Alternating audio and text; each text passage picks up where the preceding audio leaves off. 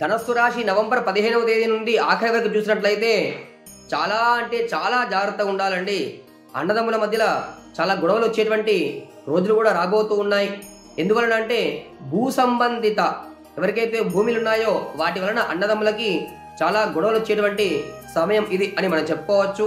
దానితో పాటు మనకి దశమ స్థానంలో శుక్రుడు ఉండడం వలన ఎవరైతే ఆ గొడవల వలన కోర్టుకు వెళ్తారో ఇంకా ఇతర వాటిని సంప్రదిస్తారో వాటి వలన కూడా డబ్బు నష్టమే తప్ప మరి దిగ్విజయాలని కూడా మీకు లేకుండానే ఉన్నాయి. కాబట్టి కాస్త జాగ్రత్త వహించండి. దానితో పాటు విద్యార్థులు ఎవరైతే ఉన్నారో వారికి అష్టమ గురువు వలన కాస్త మందబుద్ధి ఉంటుంది. కాబట్టి మీరు బ్రహ్మ రసాయనం అని ఒకటి ఉంటుంది.